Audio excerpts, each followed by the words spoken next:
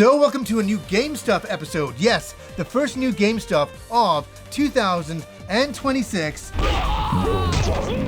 And I just want to say, I can't believe it, but this is the 18th year of the show.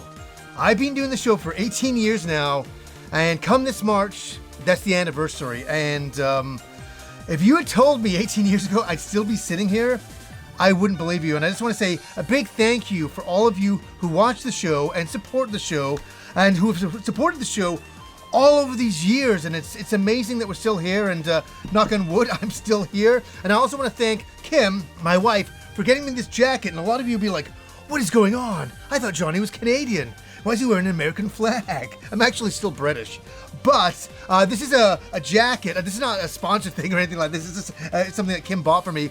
It's a DLC for Resident Evil 4. This is Leon Kennedy's jacket. It was a DLC, as I said, for Resident Evil 4, the remake. And Kim got it for me, and I was like, that is so cool. She also got me this cool Tyrell shirt from Blade Runner. I have a great wife, and it's great to be here for the new year. And I'll ask you guys, before I begin, what have you picked up in the way of new game stuff, especially just coming after Christmas? What gifts did you get? What gifts did you give? Let me know down below.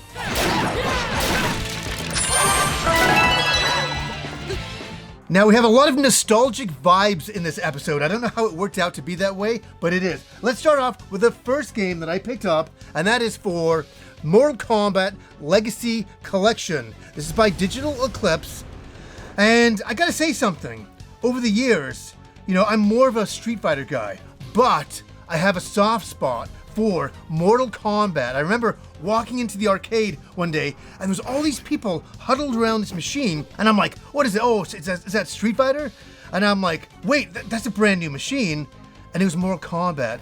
And then I saw people doing fatalities and blood and all this. I'm like, what's going on? Like these digitized characters.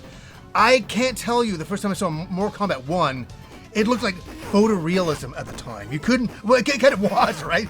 But you couldn't believe how realistic it was. And I really enjoyed it quite a lot. I was not great at the game. I didn't know all the fatalities, all that kind of stuff. But I really marveled at all my friends that could and were really good at that game. And I've always enjoyed it on the sidelines looking in. And I really enjoyed number 2. I got that on the Super Nintendo. But that brings us to this collection. What is this? This is all of the Mortal Kombat games. And I am like shocked. All of the old school Mortal Kombat games, I should say. Every version of them is in here. Like all the Super Nintendo versions of Mortal Kombat 1, the arcade versions. There was more versions than I could believe. I was just going through the list, and I'm like, I didn't know there was going to be this many games in here. This is like remarkable. So I would say, if you are a Mortal Kombat fan of the old school games, this is the definitive collection to pick up. And I picked this one up on PS5, and I've been playing it. I always remember I loved Mortal Kombat 1 and 2 the most. And then I walked into an arcade and I saw 3, and somebody was using the character Smoke, and I'm like, what is this? This is like really weird. Smoke wins. I remember being a little bit turned off by Mortal Kombat 3. I didn't dislike it or anything like that, and I come to appreciate it a little bit more now, looking back on the graphical style. But it was the third one that kind of made me go, okay, I don't know what's going on, and then some of the future ones as well.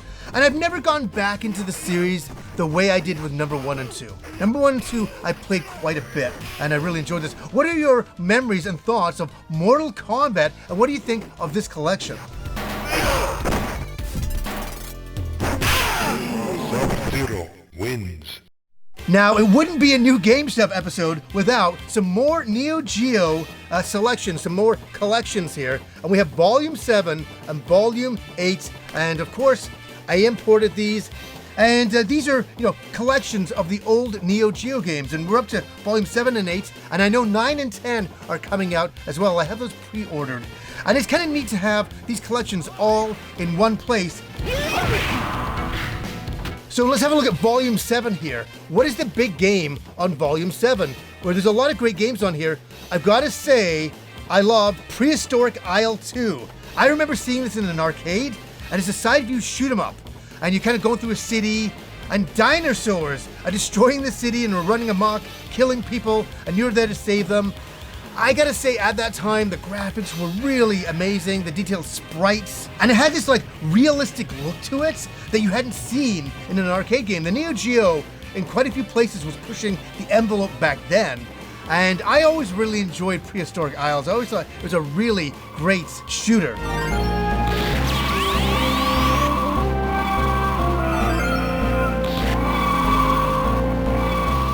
And we have one of my favorites, Fatal Fury Special.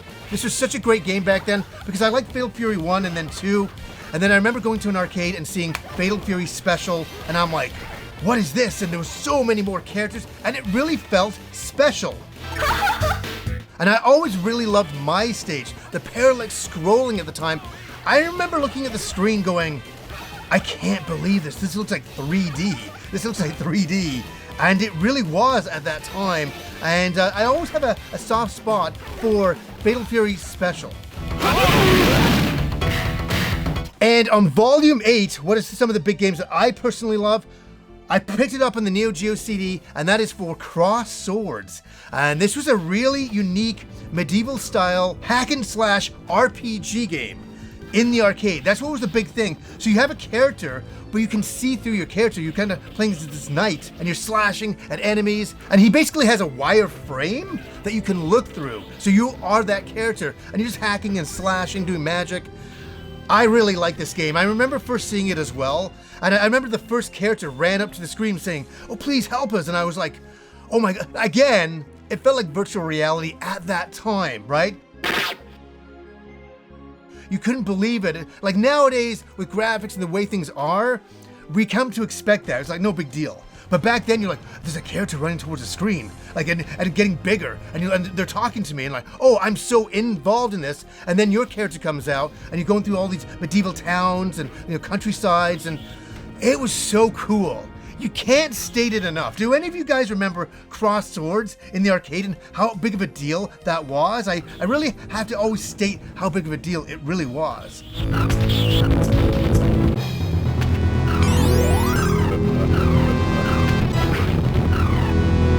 And we have my favorite World Heroes game on here, World Heroes 2 Jet. And I bought the cartridge version a couple of years ago. I love this game, and I love this game because I never had this game. I used to fantasize about owning a Neo Geo and getting World Heroes 2 Jet. It was that title that they threw on the end there, Jet. I always love those little extra things like Fatal Fury Special or, World Heroes 2 Jet. It was just a bit of a fun name at the end of it, and it had a few different characters that you could select as well.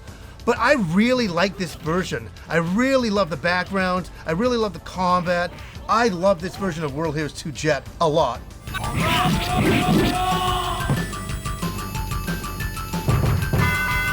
And we also have NAM 1975 with the greatest opening of a Neo Geo game back then.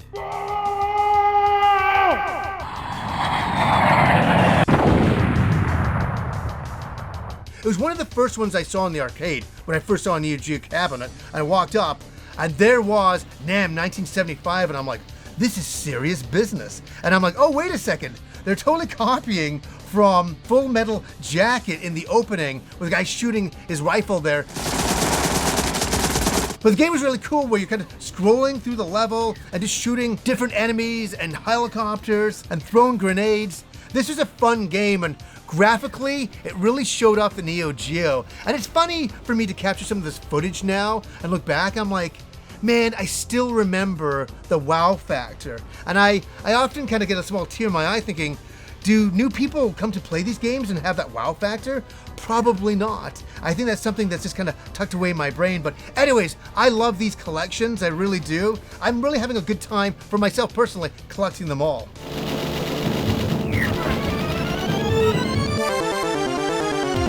Now, I had to pick up a physical copy of this game right here, and that is for Saga Frontier 2 Remastered. Now, this is a game that came out on the PS1, and what can I say? I didn't like the first Saga Frontier. I've gone on record saying that quite a few times. I don't know if I've ever talked about Saga Frontier at all. The one thing I want to say about this game is that I like the game, I do, but man, do I really love the graphics. And at that time, we couldn't believe that these graphics were in a game because I stated it with some games before, but this game looks like a watercolor painting come to life. That you have these beautiful watercolor backgrounds, and you have these sprite-based characters on top of them, and they implement it really, really well. And back then, I honestly just looked at this game as a piece of art more than anything else. And the combat's really cool, and the story's really a kind of a slow building one as well. It's a great game. But man, I gotta say, when I think of Saga Frontier 2, I only think of the art book. And I've had this art book now for 20 plus years. I bought it a long time ago. And I'll just show it on the side here, give you the sloppy seconds going on. But the artwork in this game is just beautiful and phenomenal, and yeah, great character designs. And I'll just do this a little bit here, but really nice looking stuff, right? Really nice looking stuff. And I just marveled at all the design work that was ever done in this game. I mean, it's brilliant stuff, and really great backgrounds. And here, I'll pick up some more nice little things here. Like, okay, here we go, the characters. Look at those beautiful watercolors. Yeah, and that's reflected in the game. I think in the concept art is wonderful stuff, and then they brought that into the game. It's weird. It's the one that redeemed Saga Frontier for me, because Saga Frontier 1 was such a game I just did not like. But this game redeemed it with the art style, and it's one that I'd really love to go back and revisit a little bit more.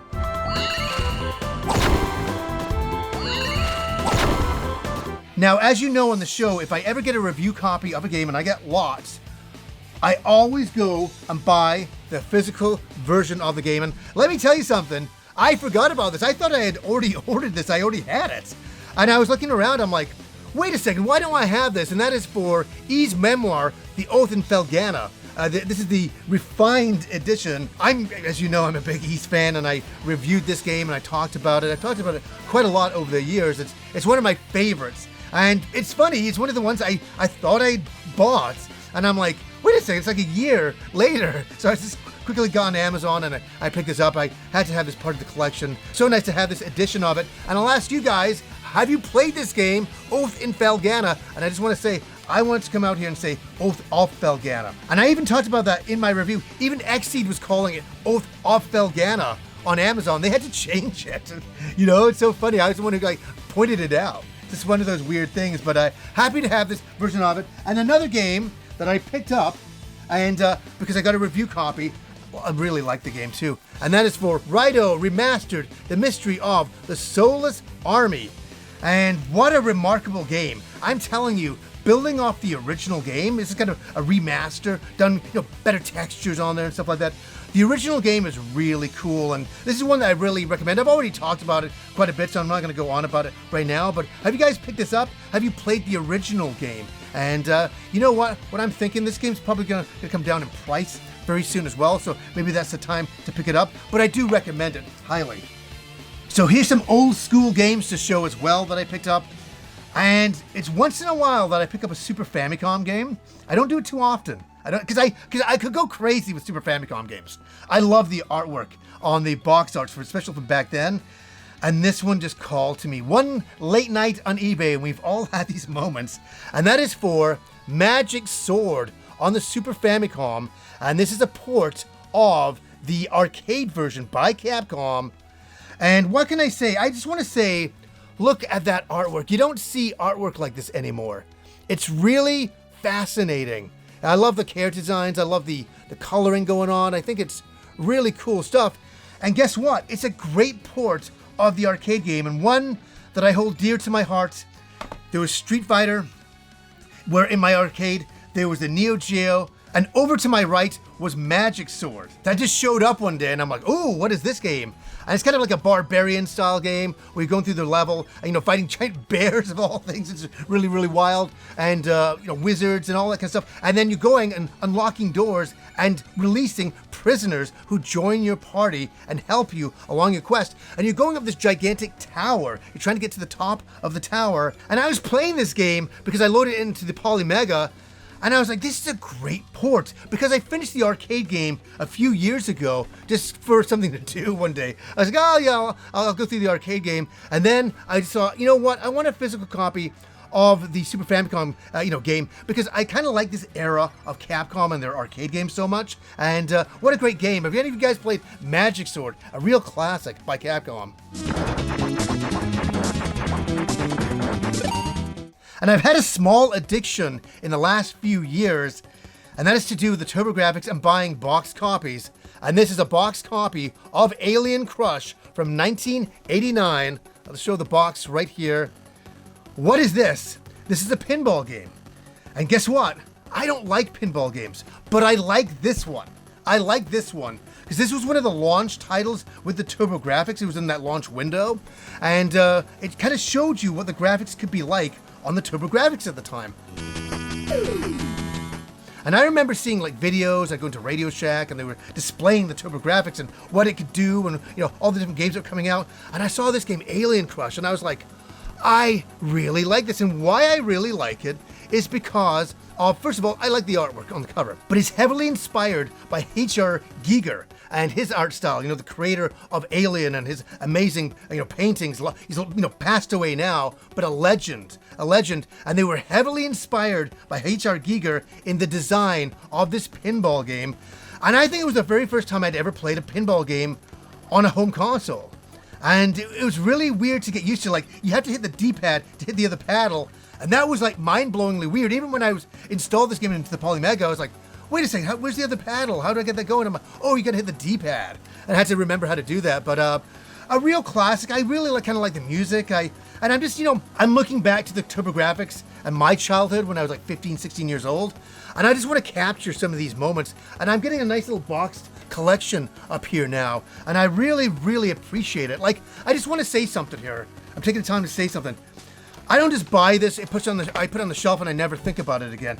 I walk into, like during the Christmas break, I walked into the games room so many times and went up to random games and just took them off the shelf and looked at them and appreciated them and that time period in my life.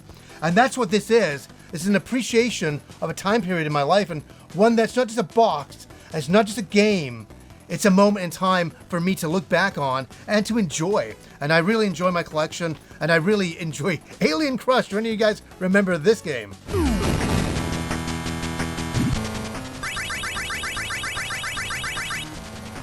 Now I had to get this right here, and that is for Dino Force. And this is on the TurboGrafx. Is this an official release? No, this is by PC Works. I know, sometimes a very controversial company, but there was a reason why I had to pick this up. First of all, it's an unreleased game from 1991 that was finally brought out. But here's the thing. I want you to look at this artwork. One of my great friends, Hanzo, who does all of the artwork on the show, did the artwork for this game. And I wanted to support him, and I really wanted to show this game right here. The game is okay. The game's all right.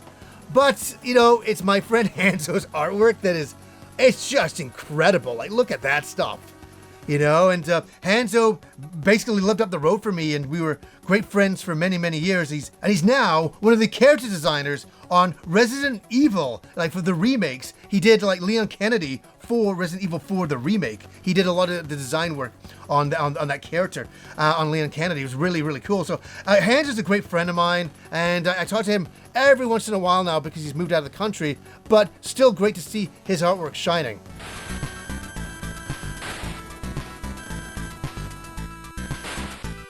Okay, a few more items to go, and we're in the book section of this episode. And I got a great one. I had this pre-ordered for months. It finally showed up, and that is for Marvel vs. Capcom, The Ultimate Complete Works right here. And what this is a look back on all of those old games. The Punisher, X-Men, Children of the Atom, Marvel Superheroes, the list goes on. Marvel vs. Capcom 3, all of those great games. And I've reviewed many of them on the channel in the last few years, especially with those Marvel vs. Capcom collections that have come out. And this is a beautiful blast to the past and a look back on this great collaboration with Capcom and Marvel over the years. And I've loved it, and I've loved the artwork through the ages. It's been amazing. It's so neat to look back on that some of the original artwork they did for the first like X-Men game and stuff like that. It's like it's so cool, right? Look at this. I'm just gonna blast these right up, especially with the Punisher game there as well. Look at that artwork. That's classic Marvel, but done by the Japanese, and that collaboration works so well. I really love this book. I've spent a lot of time looking through it during the holiday season, and I just got to show you some ones I love. Look at that. We got Mega Man in there. Bionic Commandos going on. We got Strider going on. All the classics. All the classic characters. Brilliant stuff. Brilliant. So what a great collaboration. I highly recommend this book for anybody who loves those old games. Sorry guys, I gotta show this. This is like really, really nice. Showing all that original artwork and collected in one place. I just love this. And all the concept stuff. We got Trombone going on over there. Wow. Really nice stuff. So yeah, as I say, nothing is sponsored. These are just things that I've personally picked up that I really enjoy, that as a fan of all these games over the years. And a big shout out to this book right here for showing us the complete works to Marvel vs. Capcom. Now, I want to thank a friend of mine, Jefferson, for picking this up. He picked up 2 of them, and I bought this one off him, and that is for the art of Susumu Matsushita. And I hope I pronounced his name correctly. But anyways, this is the great artist behind Famitsu magazine. Does anybody remember Famitsu magazine? It's still going, but he created the mascot and he interwove it with all of the games back then. So he did all of the cover arts for all of the games, and he'd always have this character kind of combined into them. So he'd do things like this, right? Really great stuff. And I've always loved his airbrush style over the years. I mean, nobody was doing artwork like this at the time like him. His artwork was charming. It was almost like very Disney-esque, but a little bit risque at the same time. It had a little bit of an edge to it. And I always appreciated that. And I always appreciated the artwork and the covers he did. Look at all this stuff right here. It's so cool, right? So cool. And big fan of his artwork. And I was happy to pick this up because, look at this. Look how he would combine, the characters. He always had his main character as Mario or something, or as a Dragon Quest character. And always loved this over the years. And so, yeah, this is an older book now, and I was quite happy to pick it up. And there's the man himself, and a man that needs to be celebrated. And I definitely did my bit of celebrating by picking up this book. So many of you know my friend Andrew. He's been on the show for many, many years now, and I've known him for many, many years. I've known him for 38 years. And hi, Andrew. Andrew always watches every episode, and I always appreciate that too. And me and Andrew, also behind the scenes, always buy each other Christmas gifts every year. We've done it for years now. And 2 really big items showed up, and they were very heavy. And I'm like, what is this? Does he buy me some weights? Does he want me to get into shape? And it's like, no, he picked me up. And I even said it Christmas morning to Kim. I said, Andrew knows me so well. He knows me so well. He picked me up the 2 big deluxe editions of Trigun right here by Naito. Does anybody remember Trigun? I'm a huge fan of it, and I didn't start by reading the manga. I started by watching the anime, and I was buying the DVDs, and each DVD back then, this is the early 2000s, were like $40 each, and it'd have 2 to 3 episodes, 4 episodes on each. And I loved the show so very much, and it was so cool. It was such a great series, and me and Rob and my friend Satan, we all adored Trigun. And so Andrew picked me up the Trigun Deluxe Edition, and Trigun Maximum Deluxe Edition is here. And it's so neat to go through these books and to see all the artwork and to go down memory lane. I can't state it enough that Trigun was one of the biggest animes at the time. I mean, you couldn't go to a convention without seeing somebody, playing the main character. And that's something else I want to say. And I don't have any photos of it. I don't think. I don't, actually. But when we were at Anime Expo in 2000, I walked around the corner and I bumped into all the guests. But guess who was sitting there? The creator of Trigun. And there was so much going on that I was already talking to, the characters of the angel designer of Evangelion. I was talking to him. there was so much going on, and then there was a character design of Grandia. That convention is still legendary because that kind of event could never happen now. And I always wished I got a photo with Naito, and I got a could stand next to him or get a, gosh, forbid, get a sketch from him or something like that. But I just want to thank Andrew for picking these volumes up for me. A few years ago, he picked me up the Akira box set, and that was amazing. So thank you, Andrew.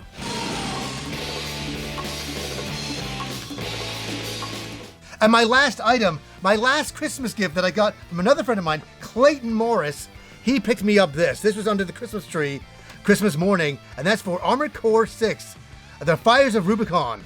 This was a great game. This is a great game that me and him enjoyed together quite a bit. We played online. We had this really competitive night. I absolutely annihilated him in Armored Core 6. And so, it's really cool that he got me this model kit of it, and of the Melander here going on. Really nice stuff, and I haven't done a model kit in a long time. I'll just show something else going on here. But this might be fun to do, and I'd love to do like battle damage on it and do all that kind of stuff. So hopefully in the new year, I can definitely get to this, but very cool stuff. And guys, I'll ask you, what have you got in the way of new game stuff, especially during the holiday season? Are you still playing some of your backlog from the holiday season? Did you get some new figures? Did you get some merch, some shirts? Let me know down below. So anyways, guys, until next time.